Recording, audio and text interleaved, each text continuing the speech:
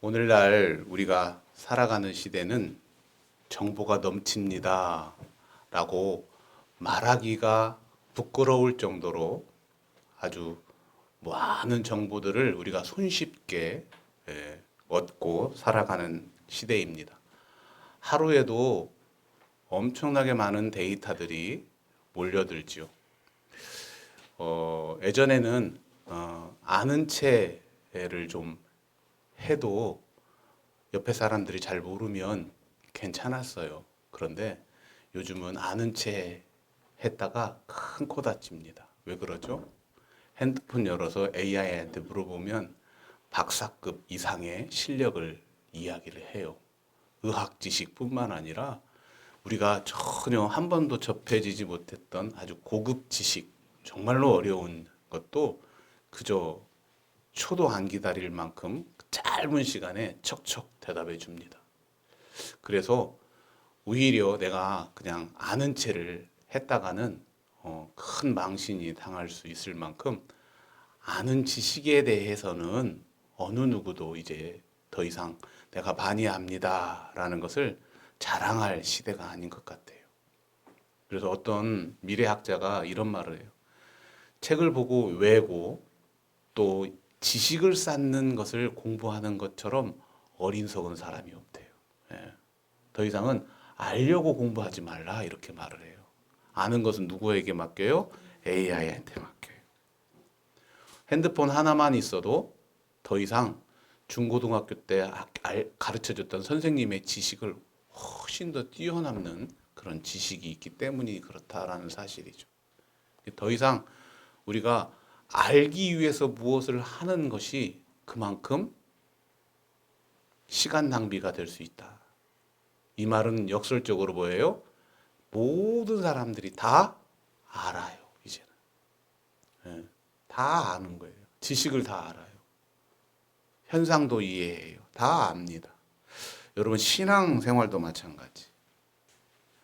신앙생활도 마찬가지. 종교개혁이라는 것이 가장 큰 일어났던 원인 중에 하나가 뭐냐면 성도들이 성경책을 접하지를 못해요. 종교개혁 이전에 우리는 목사님이 아니라 신부님이셨잖아요. 그때는 이제 카톨릭 교회이기 때문에 신부님 중에서도 성경책을 못 읽는 분들이 많아요.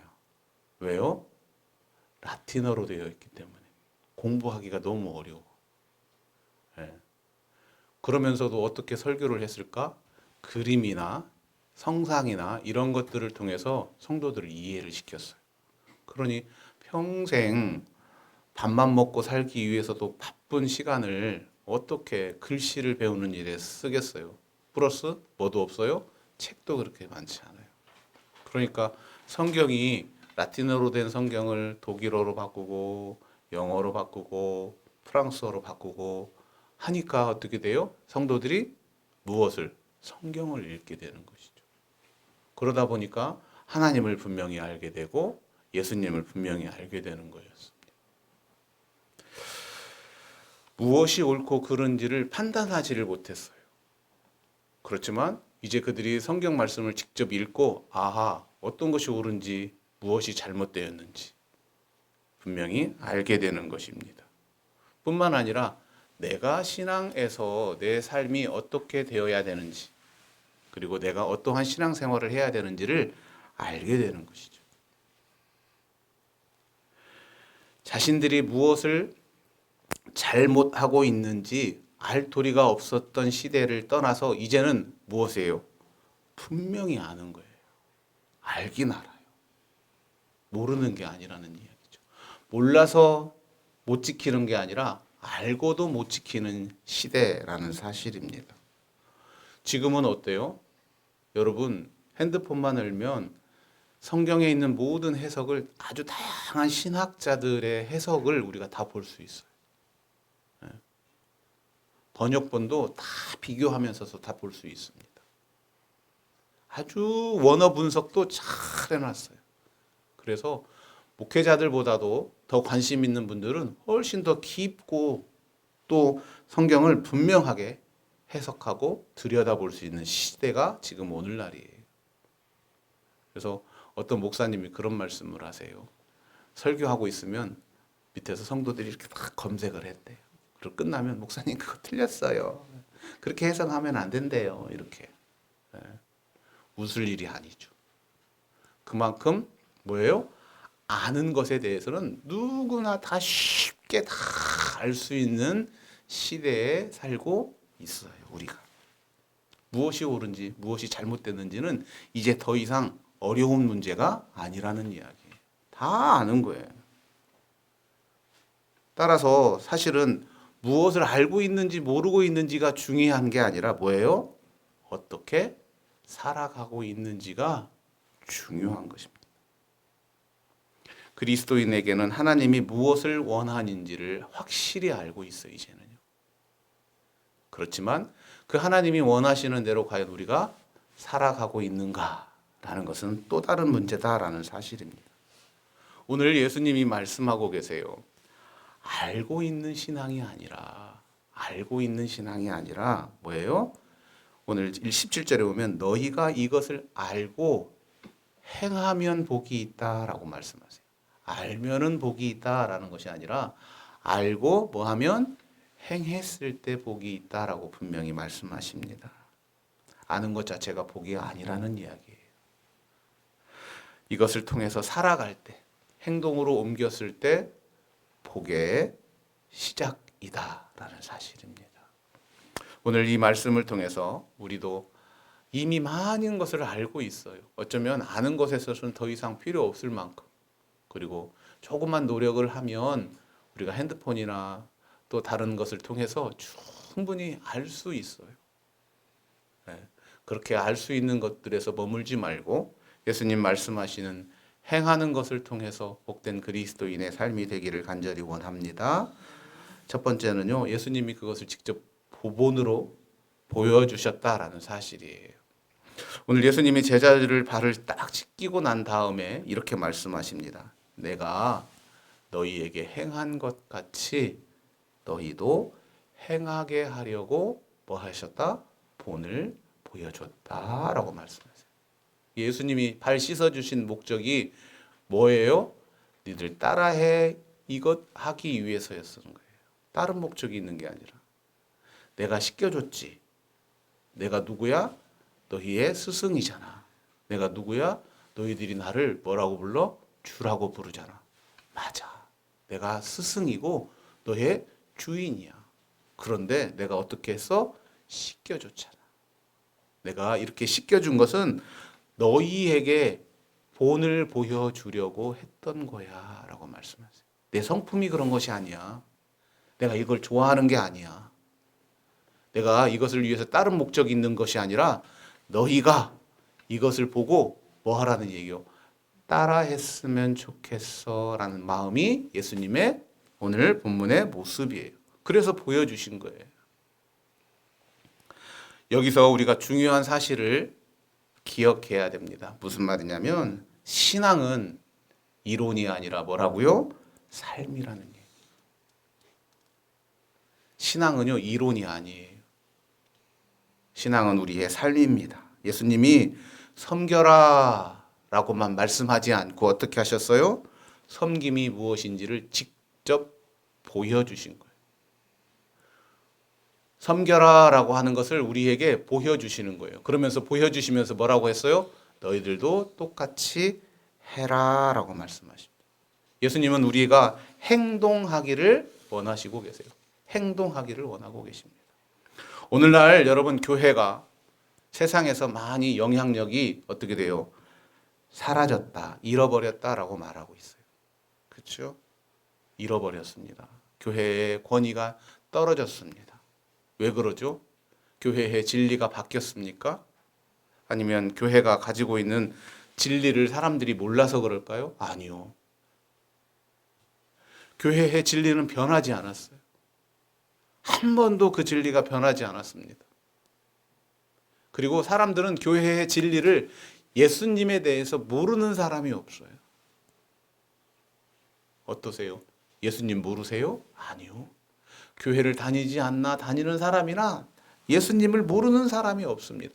생각해 보세요. 120년 전에 우리나라에 처음으로 예수님이 전파됐을 때 몰랐어요.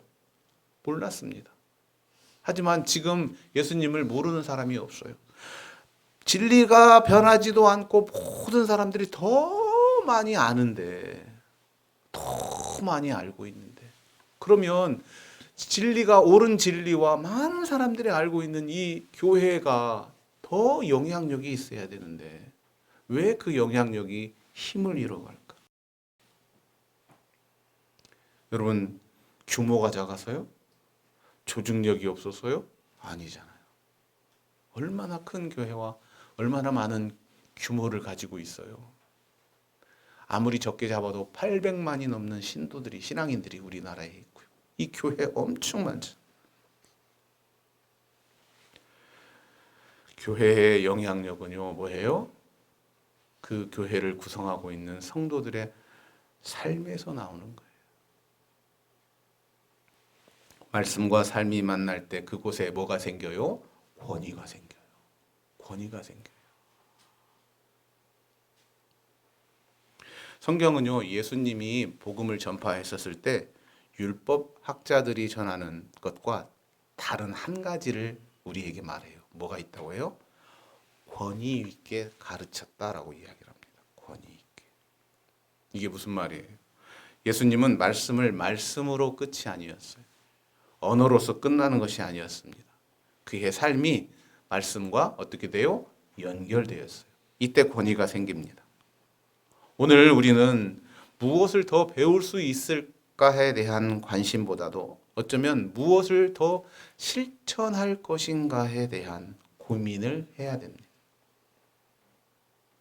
내가 무엇을 더 배워야 할까, 알아야 할까도 중요하지만 그것보다 더 우리가 관심을 가져야 되는 것은 내가 어떻게 더 무엇을 행동으로 옮길 수 있을까, 더 무엇을 실천할 수 있을까가 우리 신앙의 고민이 되어야 됩니다.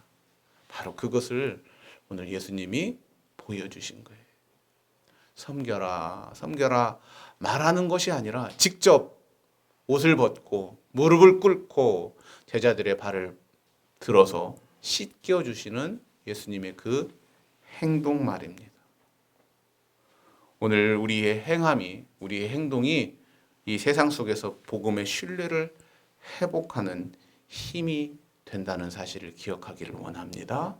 바로 그것이 교회의 힘이고 신앙의 힘이고 믿음의 힘이 될 수 있다라는 사실입니다. 분명히 내 삶의 신앙의 모습을 마음속으로, 머릿속으로, 입술로서 멈추지 마시고 그 신앙의 모습이 우리의 손과 발을 통해서 행동으로 보여지는 저와 여러분 되기를 원합니다. 아멘. 분명한 것은 아는 것과 행하는 것은 다르다라는 거예요. 같은 게 아니에요. 16절에서 예수님이 이렇게 말씀하세요. 내가 진실로 너에게 이르노니 종이 주인보다 크지 못하고 보냄을 받은 자가 보낸 자보다 크지 못했다라고 이 말씀을 발을 씻기는 직후에 말씀하십니다. 이것은 뭐예요? 행동한 후에 그것에 대한 해석을 말씀해 주고 계시는 거예요. 예수님이 말씀하시는 것은 뭐예요? 내가 선생이었고 내가 주인이었는데 내가 지금 어디에 있어요? 종의 자리에 와 있다. 나는 분명히 선생이고 주인인데 주인의 자리에 있지 않고 너희들이 바라보기에 나는 분명히 종의 자리에 있다. 그러면서 이게 무슨 말이에요? 반문하는 거예요.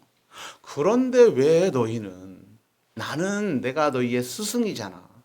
스승은 제자가 어떻게 돼야 돼요? 스승의 삶을 따라가야 돼요. 스승의 철학을 따라가는 거예요. 스승이 하는 행동을 따라하는 것이 제자예요.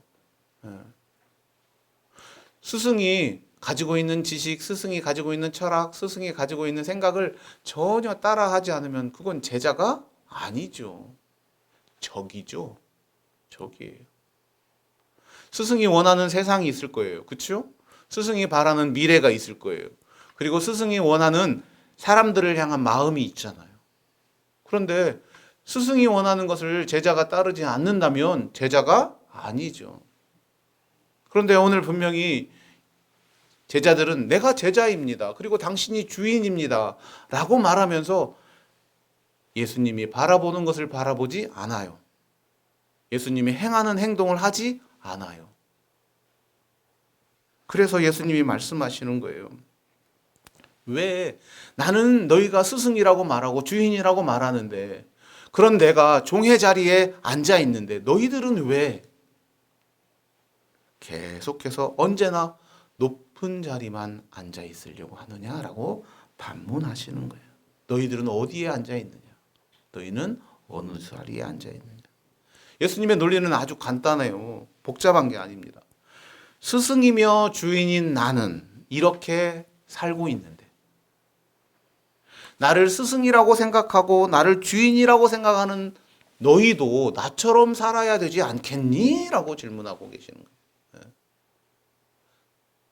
어쩌면 반문하면 나처럼 살고 싶지 않으면 나를 스승이라고 말하지 마. 어디 가서.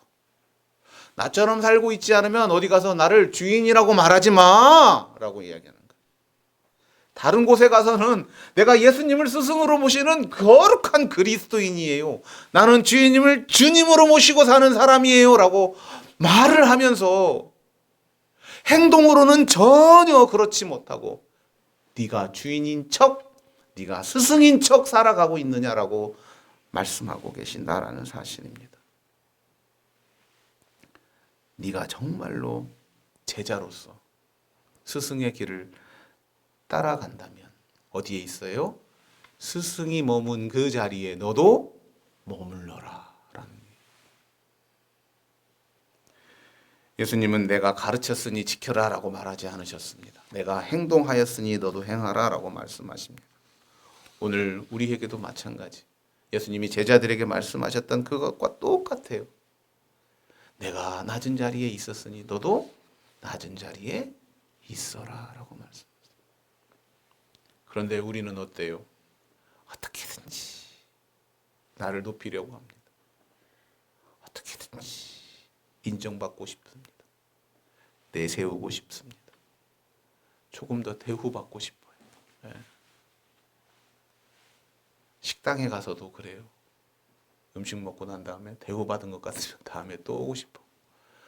왠지 나를 대우해 주지 않고 옆에 테이블을 대우해 주면 어때요? 다시는 안 간다고 말해요. 다시는. 여러분 이번 설 명절 때 가족들 만났을 때 어땠어요? 어느 순간은 부모가 형제가 자식이 나를 좀 더 대우해 주는 것 같아. 좋아요. 그런데 말 한마디에 무슨 눈빛이 왠지 대우 안 해주는 것 같아. 무시한 것 같아. 왠지 나를 깔보는 것 같기도 해. 내가 말을 하는데 말을 막고 다른 누가 말을 하는데 그 말은 잘 들어주는 것 같고 사소한 것 하나, 작은 것 하나 왜 나를 대우해 주지 않아? 왜 나를 인정해 주지 않아? 왜일까 여러분? 원래 인간은요 타락한 존재이기 때문에 자아중심이에요. 이 교만함은 내버려둬도 막 생기는 거예요. 나 중심은 그냥 내버려두면 끊임없이 일어나는 것이 인간이기 때문에 그래요. 뿐만 아니라 사람은요 사회적 존재이기 때문에 인정받는 것이 너무 좋아요. 그렇잖아요. 내가 거짓말인데 너 참 이쁘다 이래도 좋대요. 인정받는 것 자체가 너무나 좋고 또 중요한 것은 이 소속감을 갖는 안정감. 소속감. 이것이 없으면 어떻게 해요? 불안해지는 거예요. 불안해져. 그래서 끊임없이 내가 그 무리 안에 머물려고 하고 그 무리 안에서 인정받으려고 하고 그 무리 안에서 대우받으려고 하고 그 무리 안에서 나의 자리를 만들려고 하는 것이 우리 가족 간에도 마찬가지. 직장에서도 마찬가지고 친구들 간에서도 마찬가지. 그런데 행하는 삶은 아니에요. 예수님처럼 행하는 삶은 뭐예요? 자기를 내려놓아야 되고 손해를 감수해야 되고 끊임없이 낮아지는 선택을 해야 되는 거예요. 그래서 예수님 우리에게 분명히 말씀하십니다. 야, 나 이렇게 살았어. 너 왜 그렇게 다르게 살려고 해? 나는 이렇게 살아갔어. 그리고 너희들도 이렇게 살아가야 돼. 라고 오늘 말씀하고 계십니다. 오늘 예수님 분명히 우리에게 말씀하십니다. 야, 제자로서의 삶으로 돌아와. 제자로서의 삶을 살아가야지. 네가 주인이고 네가 모든 것의 중심이고 네가 모든 것을 다 가지려고 하는 그런 삶이 아니라 내 제자로 살기 위해서 이 시간에 왔잖아. 오늘 이 시간 여러분 우리가 왜 와 있어요? 예수님의 제자로서의 삶, 하나님의 자녀로서의 삶을 살아가기 위해서 이 좋은 시간에 얼마나 날씨도 풀려서 좋아요. 이 좋은 시간에 다른 곳에 있지 않고 이곳에 있어요. 그렇다면 그 진정한 제자의 삶의 모습으로 돌아오라 라고 하시는, 그리고 그 자리에 있어라 라고 하시는 오늘 이 예수님의 말씀을 분명하게 받을 수 있는 저와 여러분 되기를 원합니다. 그 자리에 있어야 돼. 마지막으로 행함은 정체성에서 시작됩니다. 오늘 예수님은 마지막 부분에서 갑자기 유다의 배신 이야기를 해요. 배신 이야기를 해요. 왜 그럴까요, 여러분? 제가 오늘 여러분에게 동일한 말씀을 전합니다. 그렇죠? 동일한 말씀을 전해요. 예수님도 12제자 앞에서 동일하게 말씀을 전했어요. 같이 떡을 먹고 같이 말씀을 하시고 같이 발도 씻겨줬어요. 유다라고 해서 너 좀 있으면 나 배반하니까 너는 안 씻겨줘. 사람은 모르니까 씻겨줘요. 그렇죠? 그러면 예수님은 아셨잖아요. 이건 가성비가 안 나와. 가룟 유다의 발을 씻겨봤자 가성비도 안 나오잖아요. 왜요? 씻기고 난 다음에 오늘 밤이 지나고 난 타기 전에 홀라당 팔아먹으러 갈 발이잖아요. 그 발이잖아요. 자기를 팔기 위해서 매몰차게 뛰어가야 할 발이 누구 발이에요? 유다 발이에요. 모르고 시키면 그냥 그러려니 하겠지요. 하지만 어떤 심정일까요, 여러분? 가룟 유다가 발을 딱 내밀 때 씻기시면서 야, 내가 잘 씻길 테니까 이 깨끗한 발로 가서 어떻게 해요? 나 팔아먹어라 이런 심정이에요. 나 팔아먹을 발이잖아요. 그래도 시키고 계셨어요. 그런데 중요한 것은 여러분, 같은 자리에서 같은 말씀을 먹고 같이 씻김을 받았고 했던 그 유다는 예수님을 알았고 또 3년 동안 예수님과 동행했지만 결국은 뭐예요? 예수님을 따르지는 않았다라는 사실이. 예수님의 진정한 제자가 되지 못했습니다. 여기서 중요한 게 있어요. 뭐냐면 예수님이 내가 택한 자라는 표현을 사용하시는 거예요. 내가 택한 자는 그렇지 않다. 결국은 예수님이 유다를 불렀지만 제자로 불러서 3년을 했지만 진정하게 택한 자는 아니라는 이야기였습니다. 어쩌면 행함은 우리 개개인의 노력이 아니라 우리가 누구에게 속해 있느냐라는 문제입니다. 다시 말하면 내가 누구에게 속해 있느냐라는 것이 나의 행동의 정체성을 만들어내는 거예요. 내가 어디에 속해 있느냐, 내가 누구에게 속해 있느냐를 알아야 되는 거예요. 그랬을 때 분명하게 우리의 행동이 보여지는 것이라는 사실입니다. 여러분, 우리는 예수님으로부터 보냄을 받은 자들입니다. 그래서 20절에 보면 나를 영접하는 자, 나를 보내신 자를 영접하는 것이다 라고 말씀하고 계세요. 무슨 말이에요? 삶 자체가 예수님을 드러내는 통로로서의 삶이 되어야 된다라는 사실이에요. 그게 예수님의 목적이에요. 그게 예수님이 우리를 제자로 받아주시는 목적이에요. 결론을 냅니다. 오늘 말씀은 단순한 윤리적 교훈이 아니에요. 정답을 쓰는 게 아닙니다. 예수님은 제자의 삶의 본질에 대하여 분명하게 말씀하세요. 너희가 정말로 제자이냐? 그렇다면 어떻게 살아야 되느냐? 제자의 삶은 윤리적이고 도덕적인 삶이 아니라 삶의 모습 현장에서 드러나는 삶이 제자라는 사실을 말씀해 주고 계십니다. 그러면 우리가 어떻게 해요? 여러분, 작은 섬김부터 시작해야 됩니다. 멀리서 찾지 마시고 나의 가까운 사람, 가정, 교회, 직장, 이웃, 그곳에서 여러분 낮아지는 선택을 해야 됩니다. 섬기는 선택을 해야 됩니다. 또한 그렇게 모든 것을 아는 것보다 벌써 말씀을 통해서 행동하는 삶을 살아내는 것에 집중해야 됩니다. 그를 통해서 우리 주님이 오늘 우리의 이 질문에 대해서 우리가 분명하게 답하는 그리스도인이 되어야 돼요. 너희가 이것을 아느냐? 그렇다면 행하라. 너희의 행동이, 너희의 삶이 나의 제자된 것을 드러내는 삶이다 라는 사실입니다. 아는 것 중요하죠. 하지만 여러분, 우리 머릿속에 아는 것이 아니라 그 머릿속에 아는 것이 우리의 손과 발을 통해서 세상을 향하여 드러나는 삶, 자랑하는 삶이 아니라요, 예수 그리스도께서 보여주신 그 섬김의 삶이 우리의 삶을 통해서 온전하게 보여지기를 간절히 소망합니다.